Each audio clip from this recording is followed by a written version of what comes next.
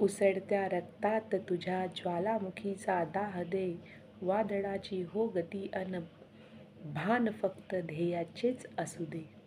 नमस्कार मैत्रिणींनो, मी पूजा निकोसे. सर्वप्रथम सर्व माझ्या मैत्रिणींना महिला दिनाच्या लाख लाख शुभेच्छा.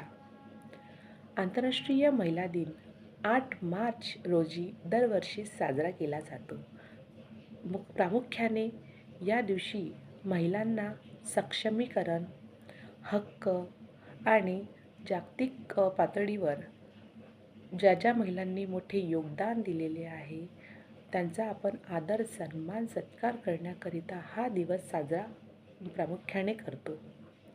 आपण प्रत्येक क्षेत्रात आज महिला इतक्या पुढे गेलेल्या आहे की आज कुठल्याही क्षेत्रात महिला मागे नाही.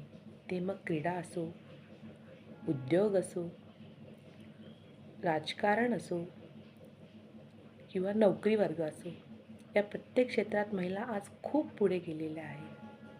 आज जशा भारताच्या पहिल्या राष्ट्रपती प्रतिभाताई पाटील, पहिल्या पंतप्रधान इंदिरा गांधी, गानसम्राज्ञी भारतरत्न लता मंगेशकरजी, पहिल्या पोलीस अधिकारी किरण बेदी, अशा तमाम असंख्य महिलांना आज त्यांचा गुणगौरव एक महिला म्हणून करीत असताना मला खरंच खूप अभिमान वाटतो.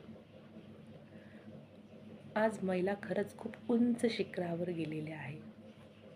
आता मला काटोलला येऊन फक्त 5च वर्ष झालेले आहे. काटोलला येऊन लग्नापूर्वी मी विद्यार्थ्यांकरिता काम करत होते. स्पर्धा परीक्षेविषयी मी मार्गदर्शन करत होते.